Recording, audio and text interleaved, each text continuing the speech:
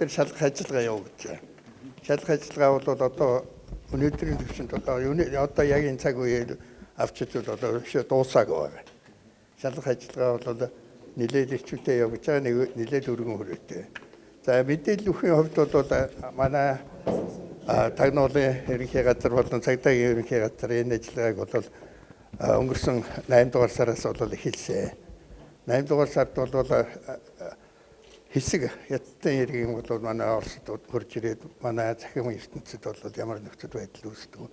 Энэ дээр нэг 1000 түүнийг ажиллуулахад бол ямар боломж байна уу гэдгийг бол судлаад судалсныхаа дараа бол өөрөөр хэлбэл 8 сард гэдэг шүү дээ.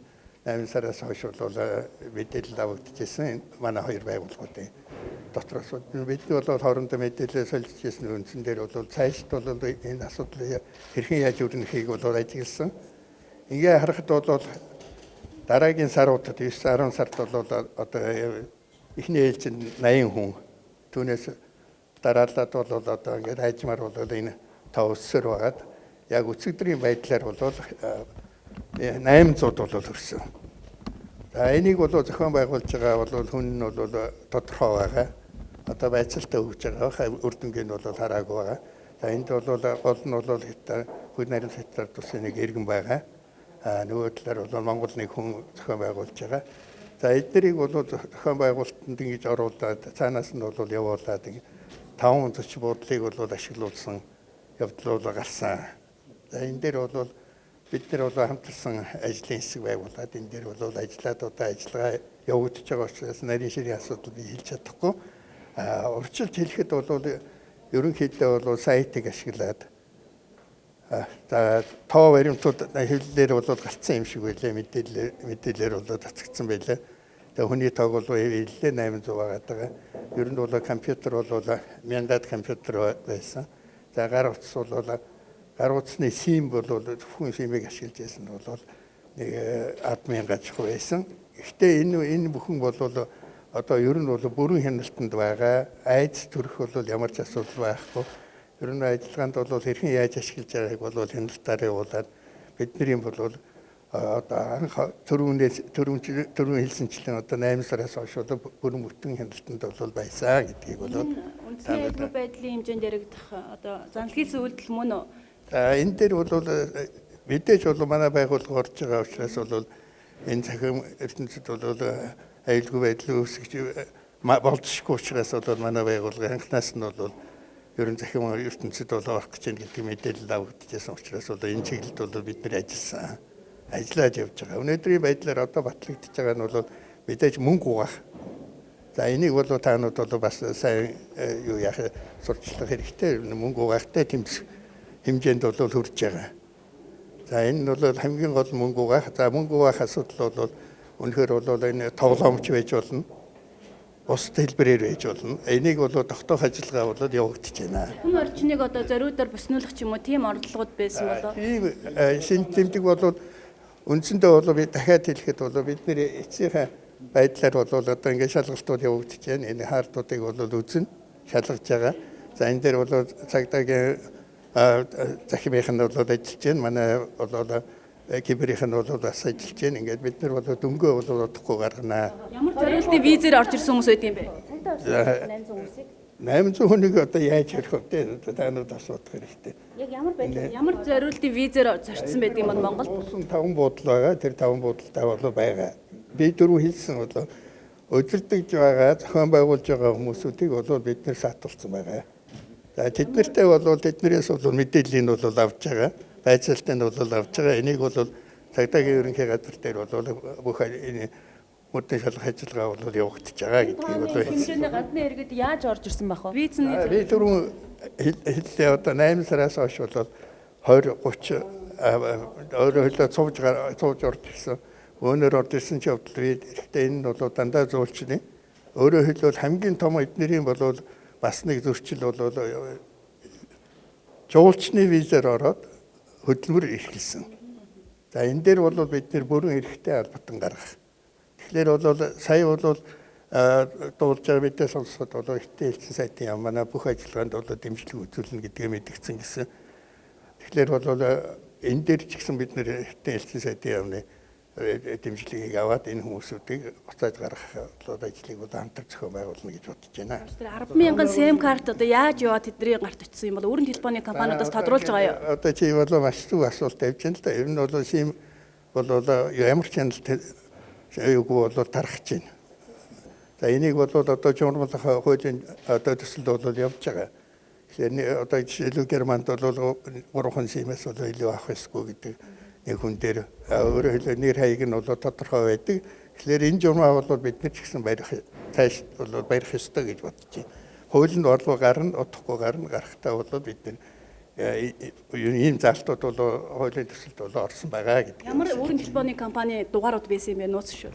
За энийг бол бас тэр хувийн хвшлийн нууц болохоор би бол ингэнийг зарлахаа бол боломж байхгүй. Хүмүүс ямар алууны яах юм бэ? За энэ нь бол хувийн хвшлийнх нь. Хэдэн байгаа? Хятадын талаас 4 хүн байгаа. Манай талаас 1 хүн байгаа. Монгол иргэн гэж би хэлэх гэж байгаа шүү. Тэр хоёр нь одоо яах юм бэ дарга? Ер нь бол бид нар аль болохоор богино хугацаанд янз бүрийн одоо ийм 3 4 юу гаргахгүй тулд хүмүүсүүдийн дунд маш түргэн хугацаанд боломжтой бүх дайцлаад хүчээж дайцлаад бол энийг ойрын хугацаанд бол мэдээлэх болно.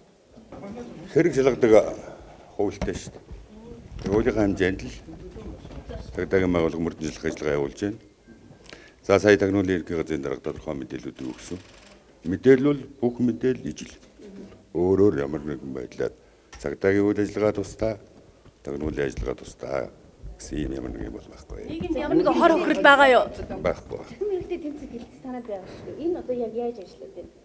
Киберхэм зэрэгтэй тэмцэх хэлц манад байна.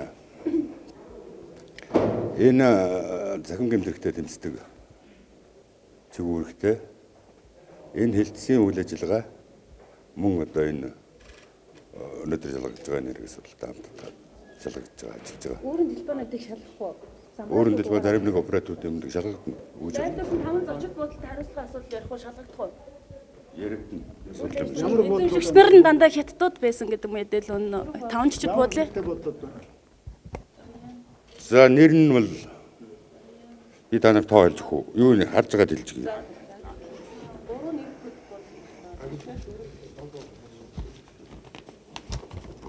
За 4 буудлага байна.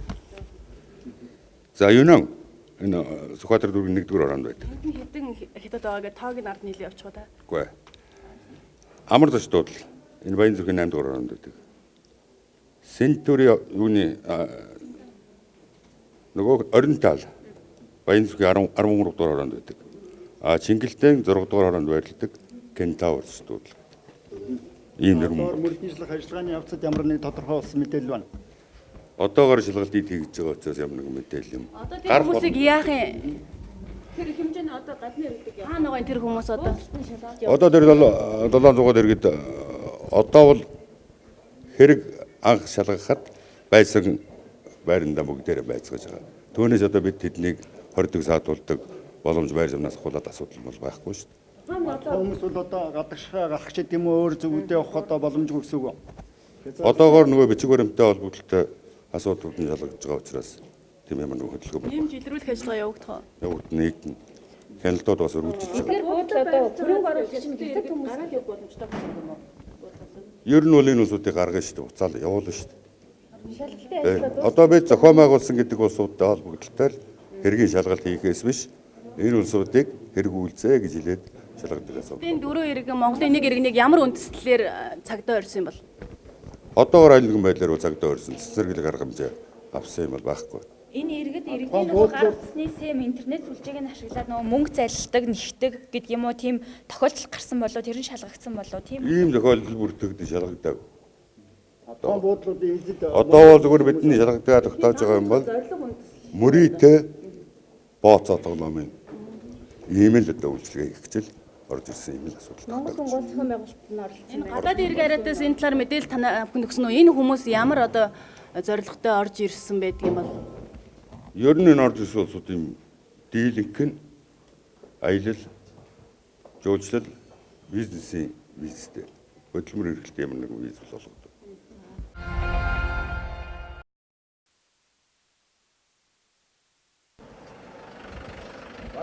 За үзэгчдээ бид Баянзүрх дүүрэг за өгөөмөр авто захын одоо урд талд байх оримтал зочд буудлын гаднаас шууд дамжуулан үзүүлж байгаа. За энд одоо тагнуулын ерөнхий газар болоод цагдаагийн ерөнхий газрын алба хаагчид хамтран ажиллаж байгаа. За баримтчилгаа нэгжлэг бол явагдаж байгаа. За яг энэ цагт одоо 3 газарт яг энэ төрлийн баримтчилгаа явагдаж байгаа. За бидний ажиллаж байгаа энэ зочд буудлаас гадна одоо тээврийн цагдаагийн албаны одоо тэнд байх Union Building-ийн C блокт бас мөн энэ баримтчилгаа нэгжлэг явагдаж байгаа. За мөн их хүүхдийн эрүүл мэндийн үндэсний төвийн ойролцоо байх зочд буудалд мөн яг ийм баримтчилгаа явагдаж байгаа юм. За нэгэн зэрэг тагнуулын байгууллагаас энэ баримтчилгааг хийгдэж байгаа. За нийт одоо 500 гаруй хятад болоод Гонконг иргэдийг баривчилж байгаа гэдэг ийм мэдээлэл байгаа юм. За тухайн иргэдийн одоо зарим нь Монгол улсад төр оршин суух зөвшөөрөлтөй бол бас зөвшөөрлгүй иргэдэж байгаа юм байна. За гэхдээ хамгийн гол асуудал бол энэ Монгол улсад суух зөвшөөрлийн асуудал бол биш. Тухайн 500 иргэн за хоорондоо холбоо сүлбээтэйгээр маш өндөр чадалтай ийм 1000 компьютер за 100000 гар утас дугаартай ашиглаж байсан. За хоорондоо сүлжээ болж холбоо харилцаатайгаар ажиллаж байсан 3 том зочид буудалд одоо 500 хүн хуваагдан байрлаж ажиллаж байсан. Энэ ажлыг одоо тагнуулын байгууллагын алба хаагчид шалгаж илрүүлэн за өнөөдөр яг энэ цагт цагдаагийн байгууллагын алба хаагчтай хамтран энэхүү нэгжлэг баримтчилгааг хийж байгаа юм байна. За тухайн иргэдийг одоо авчиж явахаар том оврын 2 автобус ирсэн. За цагдаагийн байгууллагын алба хаагчид бас энд хамгаалтаар ирсэн. Ийм хамгаалттай жана. За зарим эмийн сайтын одоо бас нэгэн сурвалжлах баг Union Building-ийн C блокт явагдаж байгаа энэ баримтчилгаа нэгжлэгийг мөн шууд дамжуулан үзүүлж байгаа. Нийтдээ одоо Бүгд найрамдах хятад ард улс болоод одоо Гонконгийн нийт 500 орчим иргэнийг дайчлан баривчилж байгаа юм байна. За тухайн иргэд нь маш өндөр хүчин чадалтай одоо 1000 орчим компьютер за 100000 гаруй гар утас дугаартайг нь ашиглаж байсан ийм үйлдэлийг тагнуулын байгууллага одоо шалгаж илрүүлээд цагдаагийн байгууллагатай хамтран баримтлах үйл ажиллагаа явагдаж байгаа юм байна. За та бүхэн бас орчныг харж байгаах цагдаагийн алба хаагчдын одоо машин ирсэн байна. За мөн одоо том оврын автобус 2 ирсэн байгааг харж байгаах. Тэгэхээр энэ зочд буудлаас одоо тухайн хятад болоод Гонконг улсын иргэдийг дайчлан баривчлаад одоо энэ автобусаар авч явна гэсэн ийм мэдээлэл бидэнд байгаа юм. За яг одоо зочд буудал дотор одоо үзлэг нэгжлэг шалгалтууд хийгдэж байгаа. За удахгүй бас хүмүүсийг одоо баривчилж гаргаж ирэх юм мэдээлэл за байна. За цагдаагийн алба хаагчид энд бол хамгаалалт авсан. Ингийн иргэдийг бол одоо ойртуулахгүй юм хамгаалттай нөхцөл байдалд ажиллаж байна.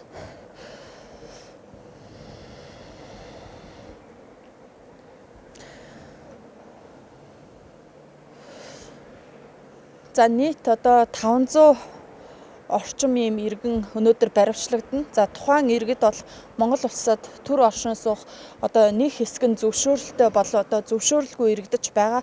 За хамгийн гол асуудал нь энэ иргэд одоо ямар зорилгоор өндөр хүчин чадалтай 1000 орчим одоо компьютер техник хэрэгслийг ашиглаж байсан. За үүнээс гадна бас дугаартайгаа 100000 гар утас ашиглаж байгаа энэ үйлдэлийг тагнуулын байгууллага шалгаж илрүүлсэн байна. За ингээд энэ баривчилгаа явагдаж байгаа.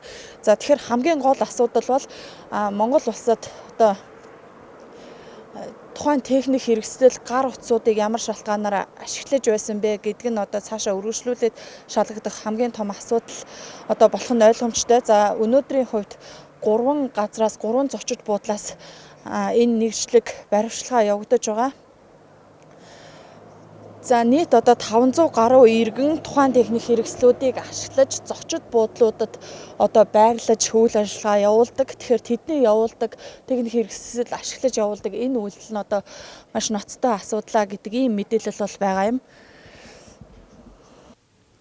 Төрийн банк харилцагчдынхаа цаг завыг хэмнэх банкнд очилгүй байгаа газраас банкны үйлчилгээ авах боломжийг нээх зорилгоор хамгийн сүүлийн үеийн технологиг ашиглан e-банк цэгийн, State банк цэгийн вебсайт, State банк нэгтгэсэн цогц үйлчилгээ бүхий Галс банк үйлчилгээг нэвтрүүлээд байгаамаа.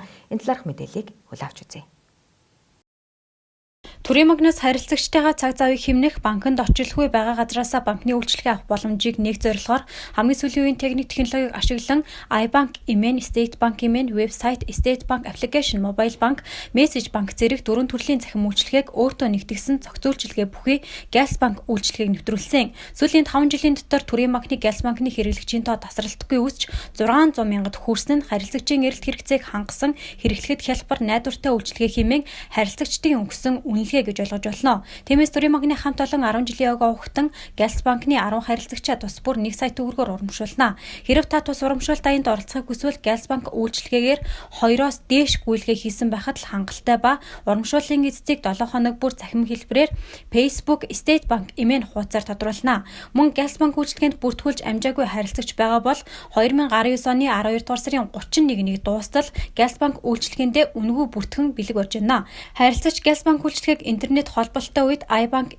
сайтаар болон State банк аппликейшнээр интернет холболтгүй үедээ гар утасны симд суулгасан Төрийн банкны зэсээр эсвэл мессеж илгээж санхүүгийн хэрэгцээгээ түргэн шуурхай хэлбэрээр хангах боломжтой юм а. Үүнд сар бүр хэрэглээний төлбөрөөр төлөх, дараа төлбөрт болон урьдчилсан төлбөрт хэрэглэгчийн төлбөр төлөх, цэнэглэлт хийх, гадаад шилжүүлэг илгээх, төрийн үйлчилгээг иргэдэд хүндрэлгүй үзүүлэх зорилгоор гайл нийгмийн даатгалын төлбөр, тээврийн хэрэгслийн торгуул татвар, даатгал гэх мэт бусад төлбөрийг төлөх, хадгаламж барьцаалсан онлайн зээл авах, зээл төлөх болон зээлийн эргэн төлөлтийн графиктай танилцах, QR кодоор төлбөр төлөх шилжүүлэг хийх, дансны хадгаламжийн хугацаа сунгах, карт захиалах, карта хаах, нээх, интернет пин код авах, арилжааны хилцэл хийх, бүх төрлийн захин үйлчилгээнд бүртгүүлэх, гүйлгээний лимит нэмэх, алдаатай гүйлгээний хүсэл дийлгэх, ухаалаг утасны хуруу нэхээ болон царай таних технологиг ашиглан үйлчилгээнд нэвтрэх, гүйлгээ хийх гэх мэтчлэн давуу талуудтай юм а. Үзэгч та бүхэндээ халуун цэг мэдээллийн хөтөлбөрөөр танилцууллаа. Хамтдаа байсанд баярлалаа. Таны маргаашийн ажил үйлс тань өдрөг бүтэмжтэй байх болтугай. Сайхан амраарай.